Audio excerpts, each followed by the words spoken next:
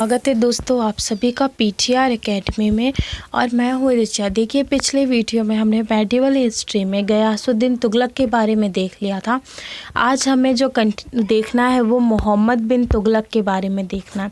तो चलिए, मोहम्मद बिन तुगलक की जो वो होती है टाइम पीरियड होता है वो 1325 से 1351 तक है।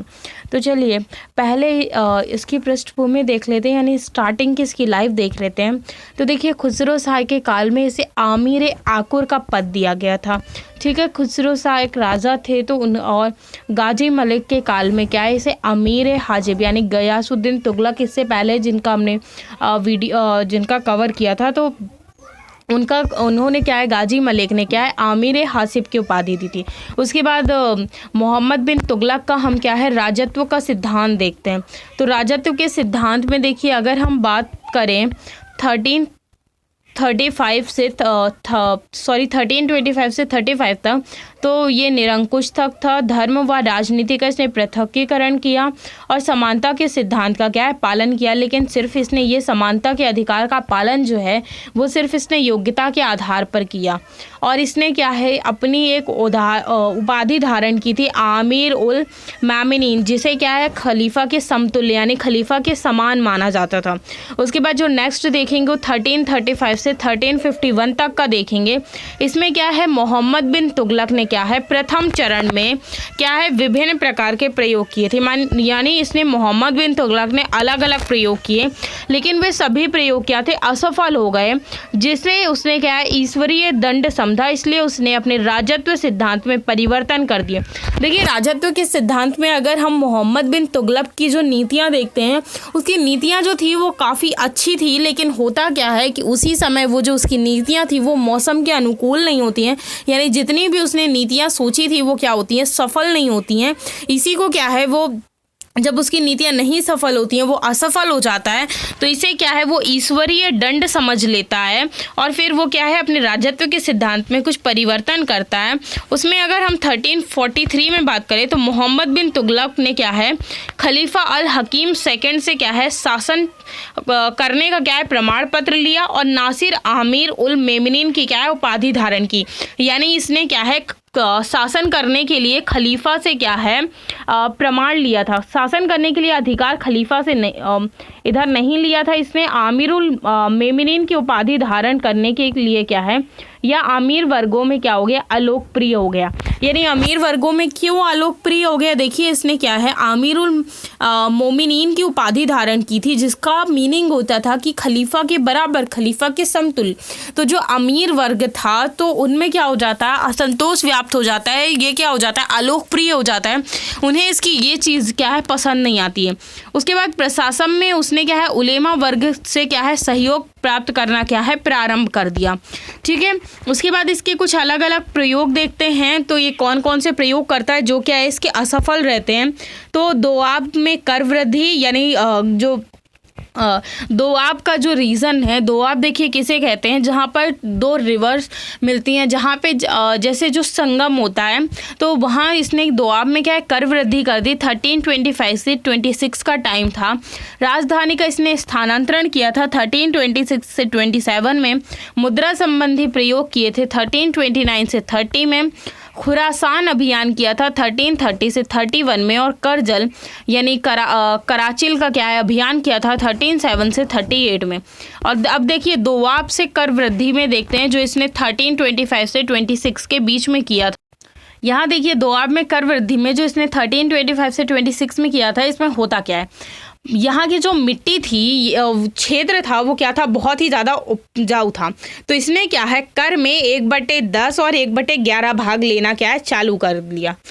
तो और इसने क्या है ये और अबवाब यानी क्या है इसने 24 इसमें क्या है अलग से कर लगाए, जैसे कि क्या है गढ़ी व चरी कर को इसने क्या है कड़ाई से लेना चालू कर दिया। अर्थात राजस्व का 1/2 भाग क्या है ये वसूल करने लगा। और तो आदेश जारी करते ही दोआब में क्या पड़ गया अकाल पड़ गया। मतलब देखिए होता क्या है, इसे आप ऐसे समझिए, जब क्या करता है ये दोआब का जो क्षेत्र था वो क्या था काफ़ी ज़्यादा उपजाऊ था, यहाँ चीज़ें क्या होती थी अच्छी होती थी। तो इसने सोचा कि क्या है कर को क्या कर दिया जाए यहाँ बढ़ा दिया जाए। तो जब इसने क्या है 1/2 भाग वसूल करने के लिए क्या है यहाँ पर आदेश जारी किया था। उसी समय क्या पड़ गया था, दोआब में अकाल पड़ गया था। तो उसके कारण क्या होता है, यहाँ पर जो चीज़ें होती हैं, जो फसल होती है वो उस साल नहीं होती है, लेकिन जो इनके मंत्री थे राजा के वो क्या हैं, वो कर वसूलने जाते हैं, लेकिन वहाँ के लोगों के पास क्या है ज़्यादा चीज़ें नहीं होती हैं, तो ज़बरदस्ती उनसे कर वसूलने की कोशिश करते हैं। इससे वहाँ के लोगों में क्या हो जाता है, असंतोष व्याप्त हो जाता है। ये पहला कारण होता है इसकी नीति असफल होने का। उसके बाद राजधानी का स्थानांतरण तो दिल्ली से कहाँ करता है, दौलताबाद, महाराष्ट्र, और देवगिरी यानी कुतुबाबाद तो किसने किया, मुबारकबाद ने किया था फिर बाद में। उसके बाद देखिए क्या है, क्योंकि क्या है देवगिरी क्या था, केंद्र में है और गुजरात व बंगाल से क्या है नियंत्रण करना आसान होगा। यानी इसने ये लॉजिक ये दिए थे कि देवगिरी क्या है केंद्र में है और गुजरात और बंगाल से क्या नियंत्रण करना आसान होगा। उसके बाद दक्षिण भारत में मुस्लिम यानी इस्लाम धर्मावलंबियों में वृद्धि करना था। यानी ये दक्षिण भारत में क्या करना चाहता था, जो इसका मेन उद्देश्य था, ये क्या करना चाहता था, जो इस्लाम धर्मावलंबी थे, इस्लाम धर्म का पालन करने वाले हों, तो ऐसा क्या करना चाहते थे, दक्षिण भारत में उनकी जो संख्या थी वो क्या करना चाहता था, बढ़ाना चाहता था। उसके बाद दिल्ली सल्तनत पर मंगोलों का क्या है आक्रमण हो रहा था। 4 वर्ष बाद फिर इसने क्या है राजधानी का स्थानांतरण दौलताबाद से कहाँ कर दिया, दिल्ली कर दिया। उसके बाद मुद्रा संबंधी प्रयोग देखेंगे जो 1329 से 30 के बीच में करता है। इसके कुछ कारण देखेंगे तो क्या था, देखिए जब मोहम्मद बिन तुगलक था वो क्या बनता है, सुल्तान बनता है, तब क्या है तो उसके स्तर में चांदी की किसके विश्व स्तर में चांदी की क्या हो गई थी, कमी हो गई थी। तो इसने क्या सोचा कि चांदी की क्या है कमी के कारण अलाउद्दीन चांदी की जो कमी थी वो किसके समय में, अलाउद्दीन के समय में भी हुई थी, लेकिन बाजार नियंत्रण से कमी को क्या है दूर किया था। मतलब इसने ये सोचा कि देखिए विश्व स्तर पर चांदी की क्या हो गई थी, कमी हो गई थी। तो चांदी की कमी तो इसने ये सोचा कि अलाउद्दीन के समय में भी हुई थी, लेकिन उसने क्या है बाजार पर नियंत्रण जब स्थापित कर लिया तो ये जो कमी थी वो क्या हो गई, दूर हो गई। तो इसके लिए इसने कितने 3 प्रयास किए। जो पहला प्रयास है वो चांदी व सोने के सिक्कों के अनुपात में क्या है कमी कर दी, ठीक है। और इसके अनुसार मोहम्मद बिन तुगलक सिक्कों का अनुपात जो है 10:1 से क्या है 7:1 कर दिया। यानी जो पहले 10:1 हुआ करता था उसमें क्या है इसने 7:1 कर दिया। तो इसे हम टॉमस के अनुसार देखते हैं तो इसने क्या है टॉमस के अनुसार 10:1 को क्या है 8:1 कर दिया। लेकिन बात कौन सी 7:1 की मानी जाती है, और टॉमस का ऐसा कहना है कि इसने 10:1 से 8:1 किया था। उसके बाद इसने चांदी के सिक्कों में क्या है वजन में भी क्या है कमी कर दी थी, और किसके सोने के सिक्कों का वजन बढ़ा दिया था, चांदी के सिक्कों के वजन में क्या है कमी कर दी थी। सोने के सिक्कों को क्या कहा जाता था, दीनार कहा जाता था, और जो कि क्या है 200 ग्रेन व चांदी का सिक्का अदली, यानी सोने के सिक्कों को दीनार कहा जाता था और चांदी के सिक्के को अदली कहा जाता था। तो 144 ग्रेन कर दिया, जो पहले क्या है 175 ग्रेन दोनों सिक्कों का था। यानी अगर हम अलाउद्दीन के काल में देखें तो दोनों सिक्कों का जो वजन था वो कितना था 175 क्या था ग्रेन था, और इसने क्या है काफ़ी उसमें क्या कर दिए थे चेंजेस कर दिए थे। उसके बाद अगर सांकेतिक मुद्रा का इसने प्रयोग किया, जैसे सांकेतिक मुद्रा के प्रयोग मतलब इसने क्या है टोकन करेंसी लागू की। इससे पहले क्या है चीन में चाउ व ईरान में टोकन करेंसी चलाई गई थी। तो इससे पहले जब इसने सांकेतिक मुद्रा का प्रयोग किया जो टोकन करेंसी थी, तो इससे पहले क्या है वो चीन और ईरान में क्या है चलाई गई थी।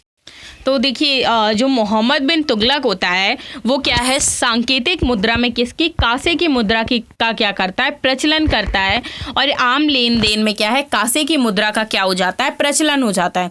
तो देखिए क्या होता है कि समाज में क्या व्याप्त हो जाती है मुद्रास्फीति, जिससे क्या होती है जो जाली मुद्रा क्या हो जाती है प्रचलन में आ जाती है। जाली मुद्रा देखिए मुद्रास्फीति क्या हो जाती है समाज में व्याप्त हो जाती है, और जाली मुद्रा का क्या होता है प्रचलन होता है, मतलब कि नकली उसका मुद्रा का क्या हो जाता है प्रचलन हो जाता है। देखिए ये जो मुद्रा चलाने के अब हम परिणाम देख लेते हैं तो क्या होता है।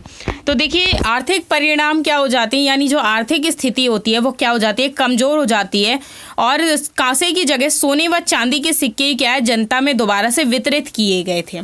तो ये क्या थी, एक प्रॉब्लम थी। वैसे इसने सोची अच्छी चीज़ थी, लेकिन क्या होती है वो सफल नहीं हो पाती। इसकी जो नीतियाँ थी वो सारी अच्छी थी, लेकिन बस समस्या यही थी कि इसकी जो नीतियाँ थी वो सफल नहीं हुई।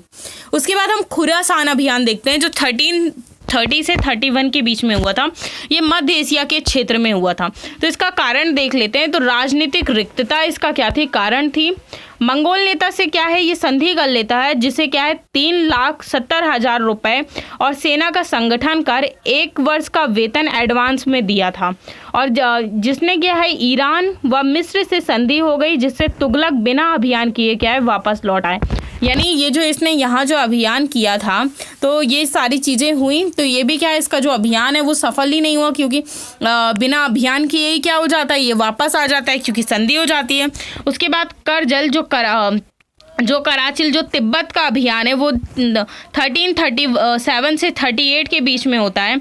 ये भारत व चीन की सीमा पर होता है। इसका जो उद्देश्य होता है वो क्या होता है, भारतीय सीमा का विस्तार जो होता है वो कहाँ तक होता है, चीन तक। यानी जो मोहम्मद बिन तुगलक था ये क्या करना चाहता था, भारतीय सीमा का जो विस्तार है वो कहाँ तक करना चाहता था, चाइना तक करना चाहता था। ये अपने राज्य का विस्तार चाइना तक करना चाहता था। उसके बाद राजनीतिक स्थिति देखते हैं। तो देखिए शासनकाल के दूसरे वर्ष ही क्या है, बहाउद्दीन गुरसा का क्या है विद्रोह होता है। इसके शासनकाल में बहाउद्दीन गुरसा का क्या होता है, विद्रोह होता है। जो तुगलक का क्या था, फुफेरा था। कौन था, फुफेरा था। और बहाउद्दीन गुरसा क्या है दक्कन में सोरापुर के नज़दीक अफगानपुर का क्या था, जागीरदार था। यानी दक्कन में सोरापुर के पास का क्या है, नज़दीक का या पास का अफगानपुर का क्या था, जागीरदार था। और बहाउद्दीन गुरसा के विद्रोह का दमन सुल्तान ने क्या है सैन्य बल से कर दिया। लेकिन इसके काल में जो ये वो होता है विद्रोह टाइप होता है दमन, तो ये क्या है विद्रोह का दमन कर देता है। उसके बाद क्या है बहराम एबा का विद्रोह देखते हैं। ये क्या है मुल्तान का जागीरदार था और सुल्तान ने सैन्य बल द्वारा इसका भी क्या कर दिया, दमन कर दिया। यानी बहराम एबा के विद्रोह का भी क्या कर देता है, जो मुल्तान का जागीरदार होता है इसका भी सुल्तान क्या कर देता है, दमन कर देता है। उसके बाद बंगाल के शासक का विद्रोह देखते हैं, जो कब करता है 1338 में करता है। तो बंगाल का शासक कौन होता है, फखरुद्दीन मुबारक होता है। ये क्या कर देता है, विद्रोह कर देता है और अपने नाम विद्रोह तो कर देता है, लेकिन क्या करता है अपने नाम के सिक्के भी जारी कर देता है और अपनी स्वतंत्रता भी घोषित कर देता है। और बंगाल जो है दिल्ली सल्तनत से क्या हो जाता है, स्वतंत्र हो जाता है। तो ये बंगाल के शासक का विद्रोह था। बंगाल जो था वो किसके, मोहम्मद बिन तुगलक के क्या था, कंट्रोल में था, लेकिन क्या हो जाता है बाद में ये क्या हो जाता है, स्वतंत्र हो जाता है। उसके बाद जो हम देखेंगे वो विजयनगर साम्राज्य की स्थापना देखेंगे। तो इसमें क्या है, सल्तनत की क्या है कमजोर स्थिति का फायदा उठाकर, देखिए सल्तनत जो थी वो क्या हो रही थी, कमजोर होती रही थी।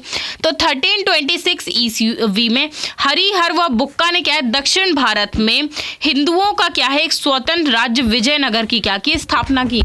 यानी ये देखिए आपने ये 12th क्लास की जो अगर आपने एनसीईआरटी पढ़ी होगी, वैसे आप लोग यूपीएससी के प्रिपरेशन कर रहे हैं तो मे बी आई होप आप लोगों ने एनसीईआरटीज़ पढ़ी होंगी। और अगर नहीं पढ़ी हैं तो हम एनसीईआरटी सीरीज़ भी स्टार्टिंग से लेकर आ रहे हैं, जिसमें हम एनसीईआरटीज़ का भी आपकी रिवीजन करवा रहे हैं जितनी आपके लिए ज़रूरत है।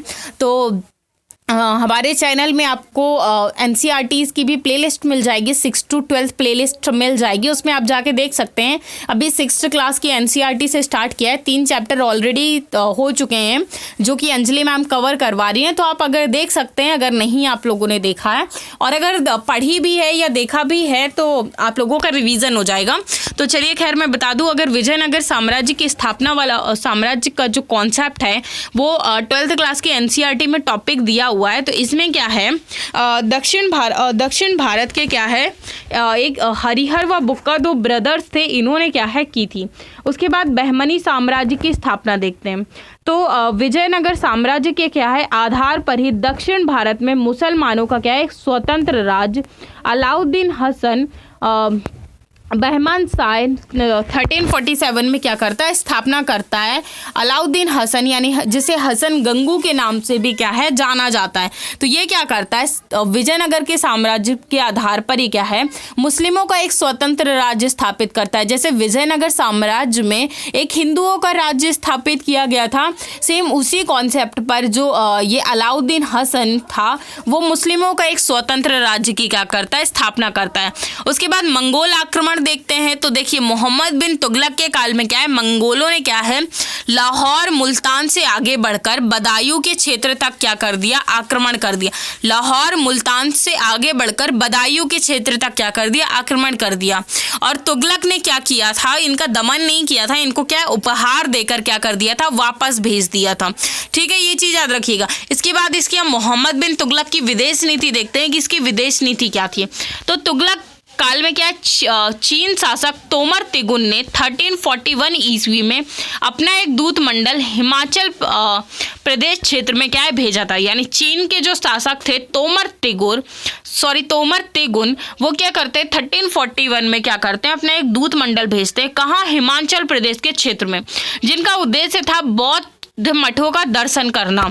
ठीक है, ये चीज यहाँ पे याद रखिएगा, क्या था मकसद इनका, बौद्ध मठों का, यानी भारत में जो बौद्ध मठ हैं उनका क्या करना, दर्शन करना। तो 1333 ईस्वी में मोरक्को निवासी क्या होता है, इब्न बबूता भारत आता है। इब्न बबूता का कॉन्सेप्ट भी आपको 12th क्लास की हिस्ट्री की एनसीईआरटी में मिल जाएगा। तो अगर आपको पढ़ना है तो आप जाके इब्न बबूता के बारे में देख सकते हैं, वहाँ आपको काफ़ी सारी चीज़ें मिल जाएंगी इब्न बबूता के बारे में। जिसने क्या है जिससे तुगलक ने क्या है दिल्ली का क्या है जिसे कोतवाल नियुक्त किया। ठीक है, और आगे चलकर 1343 में उसे अपना दूत बनाकर चीन भेज दिया। तो तुगलक ने क्या है दिल्ली का कोतवाल नियुक्त किया, किसे, इब्न बबूता को, और बाद में उसने क्या है अपना दूत बनाकर कहाँ भेजा, चाइना भेजा, किसे, इब्न बबूता को, याद रखिएगा। उसके बाद इसकी आर्थिक स्थिति देखते हैं क्या है। तो तुगलक ने क्या है कृषि के क्षेत्र में सुधार के लिए क्या प्रयास किया था, लेकिन क्या है जिसके लिए क्या है इसने एक विभाग दीवाने आमिर कोही की क्या की थी, स्थापना की थी। इसने स्थापना तो की थी लेकिन क्या होती है इसे सक्सेस नहीं मिलती है। उसके बाद इसने क्या है कृषि के सुधार के लिए क्या एक योजना बनाई जिसके तहत दिल्ली के समीपवर्ती क्षेत्र यानी 75 × 75 किलोमीटर की भूमि को क्या है खालसा भूमि में इसने क्या कर दिया, परिवर्तित कर दिया। परिवर्तित करने का क्या किया, प्रयास किया। और इन क्षेत्रों में फसल किस्में यानी फसल की जो किस्में थी उनमें सुधार पर क्या है विशेष बल देने की क्या की कोशिश की। यानी जितनी फसलें थी उनमें क्या है, और दोआब के क्षेत्र में जैसे इसने कर बढ़ाया था तो इसने यही सोचा कि यहाँ से क्या होती है फसलें जो है वो अच्छी होती हैं, ये अच्छा रीज़न है। तो यहाँ से इसने क्या है वो कोशिश की। कृषि के क्षेत्र में सुधार करने के लिए सुल्तान ने किसानों को 2 करोड़ टन के तकावी ऋण जिसे सोनधर ऋण भी कहते हैं के रूप में दिया था। ठीक है, ये चीज़ याद रखिएगा। जिसे क्या है कृषि करने के पूर्व जो ऋण दिया जाता था यानी जो तकावी ऋण होता था वो कृषि करने से पहले ही क्या है दिया जाता था। तो ये चीज़ याद रखिएगा। उसके बाद तुगलक ने क्या है राजस्व व्यवस्था में क्या है सुधार के लिए रजिस्टर संकलित करने का भी क्या दिया, आदेश दिया। जिसे क्या है इसने ये जो कॉन्सेप्ट लिया था वो कहाँ से लिया था, स्पेन के शासक से लिया था, फिलिप सेकंड से। तो इसमें यह था कि जितना भी जो कर वगैरह जो लोगों से लिया जाएगा उसे क्या है एक रजिस्टर में क्या है पूरा लिखा जाएगा। उसके बाद इसकी सांस्कृतिक उपलब्धियां देखते हैं कि इसकी सांस्कृतिक उपलब्धियां क्या थी। तो अगर धर्म की बात करें तो ये क्या था, धर्म में अगर देखें तो ये क्या था सुन्नी धर्मावलंबी था। लेकिन इसकी सभी धर्मों में क्या थी, आस्था थी। यानी ये जो राजा था मोहम्मद बिन तुगलक ये क्या था, कट्टरपंथी नहीं था, इसमें कट्टरता बिल्कुल भी नहीं थी। वैसे तो ये अगर इसका धर्म देखा जाए तो ये सुन्नी धर्मावलंबी था, सुन्नी धर्म को मानता था। यानी जो मुस्लिमों में क्या है 2 सेक्ट हैं, शिया और सुन्नी। तो ये किसे सुन्नी धर्म किसमें इसकी जो वो थी वो सुन्नी धर्म में क्या थी इसकी आस्था थी। लेकिन फिर भी ये क्या है सभी धर्मों को मानता था। और दिल्ली सल्तनत का प्रथम सुल्तान था जिसने क्या हिंदुओं के त्योहारों होली में क्या किया था, भाग लिया था। यानी अगर दिल्ली सल्तनत में जितने भी अभी तक राजा हुए हैं तो अगर सभी की बात करें, देखिए सभी क्या थे, मुस्लिम थे, ईसाई धर्म को मानने वाले थे। तो फिर भी अगर देखा जाए तो ये पहला राजा था जो होली का त्यौहार होता है वो हिंदुओं का त्यौहार होता है, तो इसने क्या है उसमें भाग लिया था। और जिन प्रभा सूरी और राजशेखर का क्या है बहुत सम्मान करता था। तो जिल प्रभा सूरी को इसने क्या है 1000 गाय दान में दिया था। और तुगलक सूफी संतों का भी क्या है बहुत ज़्यादा सम्मान करता था। मैंने वही चीज़ कही ना कि ये क्या था, भले ही सुन्नी धर्मावलंबी था लेकिन फिर भी क्या है दूसरे धर्मों को क्या है फॉलो करता था। इसने क्या है अजमेर स्थित मोइनुद्दीन चिश्ती और बहराइच स्थित सालार मसूद गाजी तो क्या करता है ये यहाँ की क्या करता है या इन दरगाहों की क्या करता है यात्रा करता है। उसके बाद इसकी स्थापत्य कला देख लेते हैं। तो स्थापत्य कला में क्या है तुगलक ने श्रीनगर जो क्या है दिल्ली में है के समीप क्या है जहांपनाह नगर की क्या की थी स्थापना की थी। यानी श्रीनगर में इसने क्या है जहांपनाह नगर की क्या की थी स्थापना की थी। और फिर बाद में इसने वहीं क्या है अपनी राजधानी स्थानांतरित कर दी थी, यानी वहीं क्या है इसने चेंज कर दी थी। उसके बाद क्या है शिक्षा के लिए क्या है ये मदरसे का निर्माण भी करवाता है दिल्ली में, तो ये चीज़ याद रखिएगा। उसके बाद मार्च 1351 में ठट्टा से यानी सिंध में क्या होती है इसकी मृत्यु हो जाती है। और उसके बाद फिरोज शाह तुगलक दिल्ली सल्तनत का क्या बनता है सुल्तान बनता है। यानी मोहम्मद बिन तुगलक के बाद फिरोज शाह तुगलक क्या होता है नया सुल्तान बनता है। चलिए अब जो हमारा नेक्स्ट सम्राट बनता है वो कौन बनता है फिरोज शाह तुगलक। तो ये 1351 से 1388 तक चलता है। और ये जो फिरोज शाह तुगलक था वो मोहम्मद बिन तुगलक का क्या था चचेरा भाई था। तो देखिए अगर इसने फिरोज शाह तुगलक का प्रथम राज्याभिषेक देखा जाए तो मार्च 13 को क्या हुआ था सिंध के चट्टा में हुआ था, ठीक है याद रखिएगा। उसके बाद अगर सेकेंड राज्याभिषेक देखा जाए तो उसमें अगस्त 1351 दिल्ली में हुआ था। इसका 2 बार राज्याभिषेक हुआ था। उसके बाद देखिए सत्ता प्राप्ति के बाद दिल्ली सल्तनत की परिस्थिति देखते हैं। यानी ये जब सत्ता प्राप्त कर लेता है तो क्या स्थिति रहती है इसके आसपास के राज्यों की और किस तरीके से अपना जो शासन है वो क्या है चलाता है। तो सल्तनत के सभी वर्गों में क्या हो चुका था असंतोष व्याप्त हो चुका था। चाहे वो सामान्य वर्ग हो सामान्य जनता हो चाहे वो अमीर वर्ग चाहे अमीर वर्गों में प्रशासनिक लोग हों उलेमा वर्ग चाहे वो धार्मिक गुरु हों।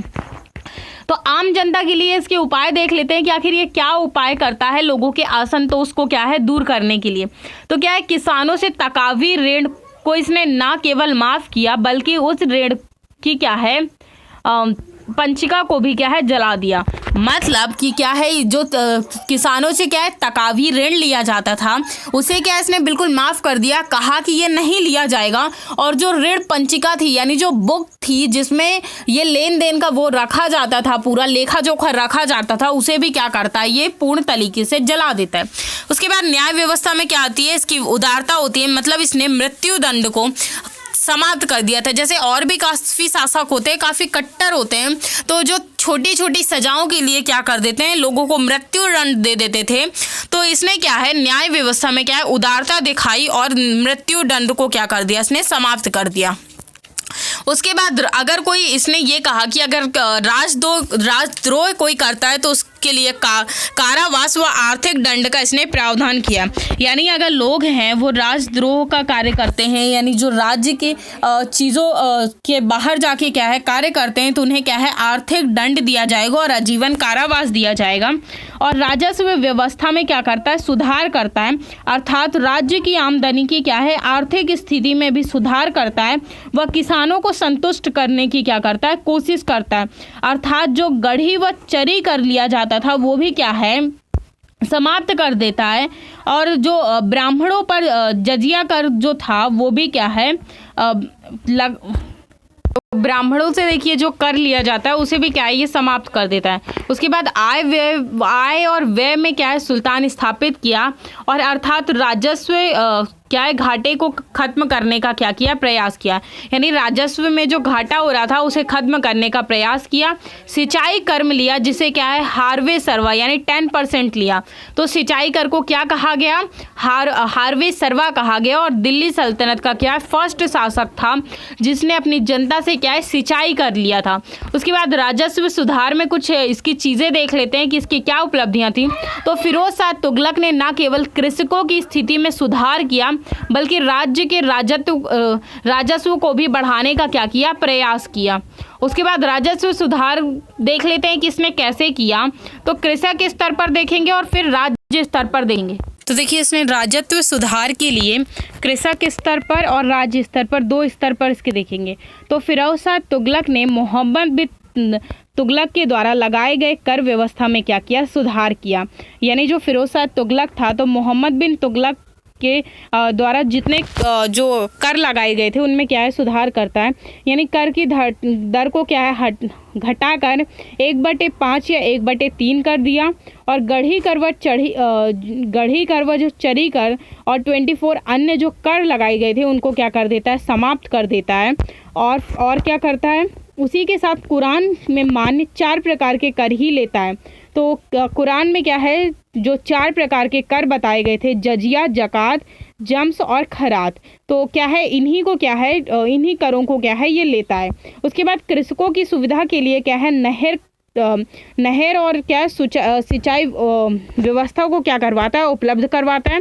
उसके बाद राज्य स्तर पर देखिए फिरोज शाह तुगलक ने बंजर भूमि को क्या है, कृषि योग्य भूमि में परिवर्तित कर राज्य की आमदनी बढ़ाने का क्या किया, प्रयास किया। और इस भूमि से होने वाली आय का व्यय धार्मिक कार्यों में किया। यानी उसने ये किया कि इनसे जितनी भी आय की उसे प्राप्ति होती थी या जितना भी उसे उसके पास धन इकट्ठा होता था तो वो किसी धार्मिक कार्यों में क्या है, व्यय करता था। उसके बाद फिरोज तुगलक ने किसानों से क्या है, सिंचाई कर लिया। राज्य स्तर पर भी इसने क्या है, सिंचाई कर लिया। और ब्राह्मणों पर जजिया कर लगाकर भी उसने क्या है, राज्य की आमदनी क्या है, बढ़ाने का प्रयास किया। उसके बाद इसने क्या है, 1200 नए फलों के बाग लगवाए तथा अलाउद्दीन के 30 बागों का क्या है, जीर्णोद्धार करवाया। यानी इसने 1200 फलों के बाग तो लगवाए थे, साथ ही में साथ जो अलाउद्दीन खिलजी के जो 30 बाग और थे उनको क्या है, उनका जीर्णोद्धार करवाता है। और इन फलों के बागों में उसने क्या है, प्रति वर्ष उसे क्या है, 1,80,000 टंके की क्या होती थी, प्राप्ति होती थी। यानी जो उसने ये बाग जो लगवाए थे तो इससे उसकी क्या होती थी, काफ़ी ज़्यादा आमदनी होती थी। इसमें आय व्यय में क्या है, संतुलन स्थापित किया। यानी आय और व्यय दोनों में क्या है, इसने संतुलन स्थापित करने का कार्य किया। और इसने क्या है, कुछ कल्याणकारी कार्य भी किए। जैसे जो पहला है वो दास विभाग है, तो इसने क्या है, दास विभाग का गठन किया जिसे दीवाने बंदगान कहा जाता था। क्या कहा जाता था, दीवाने बंदगान कहा जाता था। दासों के निर्यात पर क्या है, इसने प्रतिबंध लगा दिया। तो मतलब इसमें क्या होता था कि लोग क्या करते थे, दासों को कम दाम में खरीद कर बाहर ले जाते थे और उनसे क्या है, काफ़ी ज़्यादा काम करवाते थे। और शिक्षा का प्रसार किया, व्यावसायिक और सैनिक दोनों की व्यवस्था की। और नगद वेतन व क्या है, जागीर दी प्रशिक्षण हेतु, ठीक है, किसके, सैनिकों के लिए। उसके बाद रोजगार दफ्तर की क्या की स्थापना की दिल्ली में, जहां सभी क्या है, बेरोजगारों को क्या दी जाती थी, सरकारी नौकरी दी जाती थी। उसके बाद दान विभाग भी इसने खोला। दान विभाग में क्या है, जिसे दीवान खैरात कहा जाता था। तो दान विभाग को क्या कहा जाता था, दीवान खैरात कहा जाता था। इससे क्या है, ज़रूरतमंद जो लोग थे यानी जिन्हें असल में सच में ज़रूरत थी तो उनकी क्या की जाती थी, आर्थिक सहायता की जाती थी। उसके बाद गरीब व असहाय मुस्लिम कन्याओं का क्या करवाया, इसने विवाह भी करवाया। तो जो गरीब और असहाय जिनके पास इतना ज़्यादा पैसा नहीं है और जिनका कोई नहीं है तो उनका क्या है, इसने विवाह करवाया। उसके बाद इसने पेंशन विभाग भी खोला जिसे क्या है, दीवान इस्तेहाक कहा गया। तो इस विभाग में क्या है, इस विभाग से कमज़ोर वर्ग के वृद्ध लोगों को की क्या है, आर्थिक सहायता की जाती थी। उसके बाद औषधालय भी खोला जिसे दारुल सफ़ा कहा गया। यहाँ क्या किया जाता था, जो गरीब लोग होते थे उनकी क्या है, मुफ्त में दवा और इलाज की क्या की जाती थी, व्यवस्था की जाती थी। उसके बाद अमीर वर्ग में देखते हैं, अमीर वर्ग में असंतोष को दूर करने के इसने क्या उपाय किए। तो अमीर वर्ग में क्या है, इसने अधिकारियों के वेतन में क्या कर दी, बढ़ोतरी कर दी। और अमीरों में जागीरों का क्या है, वितरण इसने क्या कर दिया, प्रारंभ कर दिया। और सैन्य पद को क्या है, वंशानुगत कर दिया। यानी जो पहले जो सैन्य पद था वो वंशानुगत नहीं था, तो इसने क्या है, वंशानुगत कर दिया। उसके बाद उलेमा वर्ग में देखते हैं। उलेमा वर्ग में इसने क्या किया तो फिरोज ने क्या है प्रशासनिक कार्यों में सहयोग लेना क्या है प्रारंभ कर दिया। यानी जो प्रशासनिक कार्य हुआ करते थे वो क्या है उलेमाओं से उसमें क्या है इनका सहयोग लेना या इनकी राय लेना इसने क्या है प्रारंभ कर दिया। खुतबा प्रथा में क्या है परिवर्तन करके उलेमा वर्ग को क्या है संतुष्ट करने का क्या किया प्रयास किया। उसके बाद इसकी कुछ राजनीतिक उपलब्धियां देख लेते हैं कि इसकी राजनीतिक उपलब्धियां क्या रही हैं। तो बंगाल अभियान में क्या है इसने 2 अभियान किए। जो पहला अभियान था वो देख लेते हैं। तो 1353 में बंगाल के शासक यानी हाजी इलियास ने क्या है हाजी इलियास ने क्या है बंगाल के जो शासक थे वो कौन थे हाजी इलियास थे। तो फिरोज ने क्या है हाजी इलियास को पराजित किया और हाजी इलियास ने एक दाला का दुर्ग यानी बंगाल में क्या है शरण लिया, किंतु बंगाल को क्या है दिल्ली सल्तनत में शामिल किए बगैर ही क्या है जो फिरोज शाह थे वो वापस लौट जाते। यानी उन्हें हरा तो देते हैं बंगाल के शासक को, लेकिन वो क्या है उसे दिल्ली सल्तनत में नहीं मिलाते हैं। उसके बाद जो दूसरा अभियान था वो 1359 में करते बंगाल के शासक सिकंदर शाह के उसमें। तो क्या है ये क्या था हानी इलिंग का क्या था पुत्र था। ये क्या होता है इसमें भी क्या होता है जो सिकंदर शाह होता है वो क्या होता है पराजित होता है। लेकिन इसमें क्या है इस अभियान में भी क्या है फिरोज शाह जो था वो पहले अभियान की तरह ही क्या हो जाता है वापस आ जाता है। इसमें मतलब इसका जो ये जो अभियान है वो क्या रहता है असफल रहता है। लेकिन ये जो अभियान था वो असफल तो रहता है, लेकिन इसका क्या है हमारे इतिहास में कुछ महत्व है। उस इतिहास के महत्व को हम देख लेते हैं कि आखिर क्या महत्व है। तो बंगाल के क्या है सेकेंड अभियान से लौटते समय फिरोज ने क्या है गोमती नदी के किनारे जफराबाद में अपने चचेरे भाई जौना खां की स्मृति में जौनपुर नगर की क्या है नींव रखी थी। इसलिए क्या है ये जो दूसरा अभियान है वो क्या है हमारे इतिहास में इम्पॉर्टेंट है।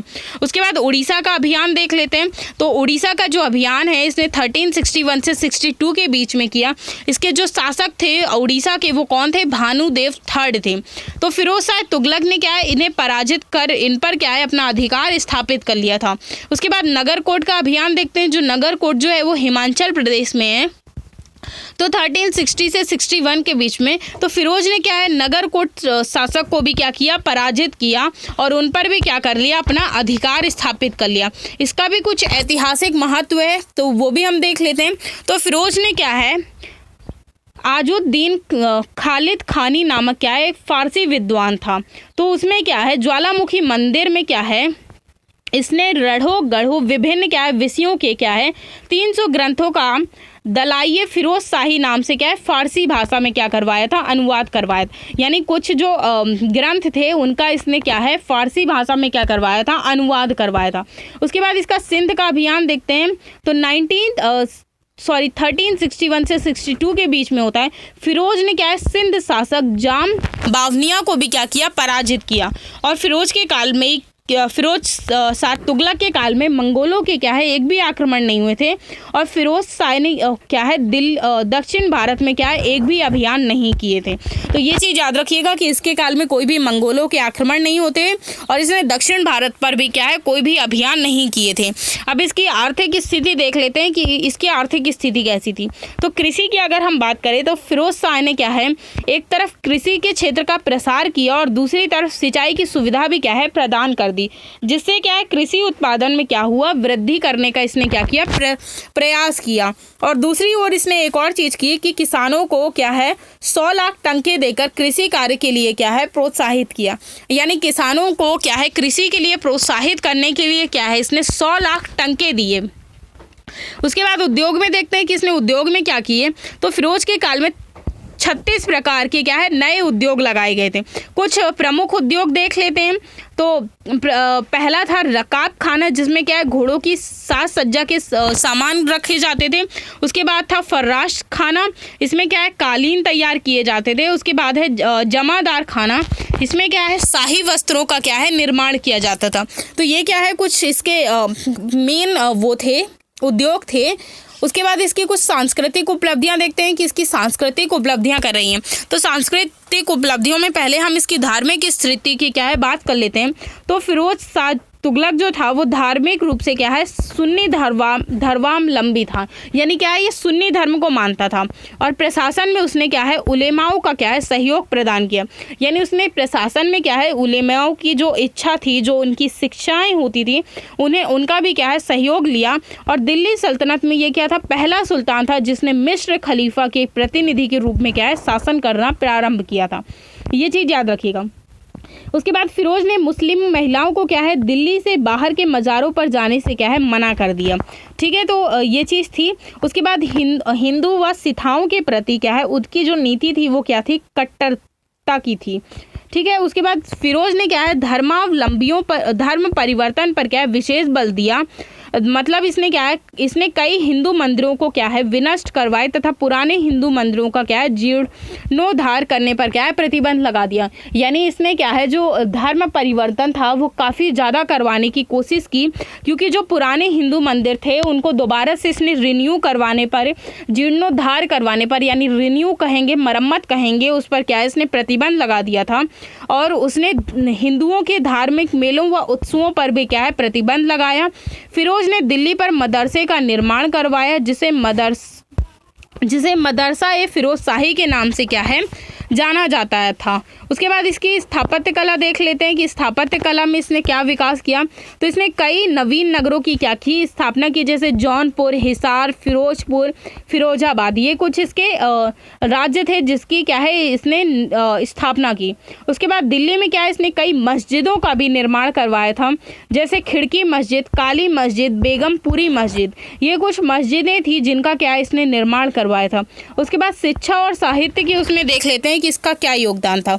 तो क्या है, फिरोज शाह ने अपनी आत्मकथा फतुहाते फिरोज शाही की रचना की, जिसे क्या है बर्नी ने तारीख है फिरोज शाही का क्या दिया, नाम दिया। देखिए जो बर्नी था वो क्या था, दरबारी कवि था इसका। उसके बाद इसके समय में भ्रष्टाचार जो था वो क्या था, चरम पर था। तो इसने क्या है सैयद एहसान शाह ने क्या है गुदैरे की क्या की स्थापना की। उसके बाद जो नेक्स्ट शासन है वो क्या है नसीरुद्दीन महमूद। तो इसका जो टाइम पीरियड है वो 1394 से 1413 तक है। तो इसके समय की राजनीतिक स्थिति देख लेते हैं। तो इसके काल में दिल्ली सल्तनत में क्या है शामिल लगभग सभी प्रांत क्या हो गए थे, स्वतंत्र हो गए थे। और इसने क्या है मलिक सरवर नामक हिजड़ा ने क्या है शासन को बहला फुसला कर मालिक उर सर्क की क्या है उपाधि ले ली, जिसे क्या है पूर्वाधिपति भी कहा जाता है। यानी देखिए ये क्या था, नसीरुद्दीन महमूद की हम क्या इस बात से वो लगा सकते हैं कि ये क्या था, काफ़ी कमज़ोर था, क्योंकि क्या था जो मलिक सरवर था वो एक हिजड़ा था, उससे क्या है उसे समझा बुझा कर या बहला फुसला के क्या है एक उपाधि ले लेता है। उसके बाद जौनपुर में क्या है स्वतंत्र सरकी वंश की क्या की इसने स्थापना की। इसके काल में दिल्ली सल्तनत का जो आकार था वो क्या है सिमट कर काफ़ी ज़्यादा छोटा हो गया, अर्थात साम्राज्य विस्तार जो था वो दिल्ली से पालम तक ही सीमित था। यानी पहले जितना था वो भी क्या हो गया था, काफ़ी छोटा हो गया था। उसके बाद इसी के काल में ही क्या होता है, तैमूर यानी तैमूर लंग का क्या होता है आक्रमण होता है। और तैमूर का जो मुकाबला है वो सुल्तान व उसका वजीर मल्लू इकबाल क्या है करते हैं, जिससे क्या है अंततः दोनों को क्या है दिल्ली छोड़कर भागना पड़ता है। और तैमूर दिल्ली में 15 दिनों तक रुका और उस दौरान उसने लगभग 1 लाख लोगों का कत्लेआम किया व अत्यधिक धन लूटा। मतलब इसने क्या है जो तैमूर था वो क्या है दिल्ली सल्तनत में आता है, तो वहाँ की इससे क्या है ये जो शासक थे यानी जो सुल्तान था और उनका जो वजीर था वो दोनों क्या डर कर उससे तैमूर से दिल्ली छोड़कर भाग जाते हैं। तो तैमूर क्या करता है दिल्ली में 15 दिनों तक रुकता है और लगभग 1 लाख लोगों का क्या करता है कत्लेआम करता है, यानी उनको अपनी तलवार से क्या करता है मार डालता है और अब बहुत ज़्यादा क्या है धन लूटता है। उसके बाद 15 दिनों तक रुकने के बाद तैमूर क्या करता है मेरठ, हरिद्वार, कांगड़ा, जम्मू होते हुए सिंध के क्या करता है उस पार चला जाता है। और तैमूर के वापस जाने के पूर्व खिज्र खां को लाहौर, दीपालपुर व मुल्तान का क्या है शासक घोषित कर दिया। उसके बाद तैमूर के वापस जाने पर क्या है दिल्ली की सल्तनत के लिए नसीरुद्दीन व मल्लू इकबाल तथा खिज्र खां के मध्य क्या होता है, संघर्ष होता है, जिसमें खिज्र खां क्या होता है, विजयी रहा और फलस्वरूप खिज्र खां के द्वारा दिल्ली में एक नई राज्यवंश की स्थापना की गई, जिसे क्या है हम सैयद वंश के नाम से जानते हैं। तो नेक्स्ट वीडियो में हम किसके साथ मिलेंगे, सैयद वंश के साथ मिलेंगे, उसका इतिहास जानेंगे कि आखिर क्या था उसका इतिहास। इसमें आज के वीडियो में हमारा पिछले वीडियो में मैंने एक लेक्चर में उसे बनाया था और इसमें ये जो लेक्चर है तुगलक वंश के बारे में 2 पार्ट्स में आया है। तो इससे हमारा जो तुगलक वंश है वो क्या हो जाता है, कंप्लीट हो गया। अब जो नेक्स्ट वंश के साथ मिलेंगे वो हम तुगलक वंश के साथ मिलेंगे। तो थैंक्स।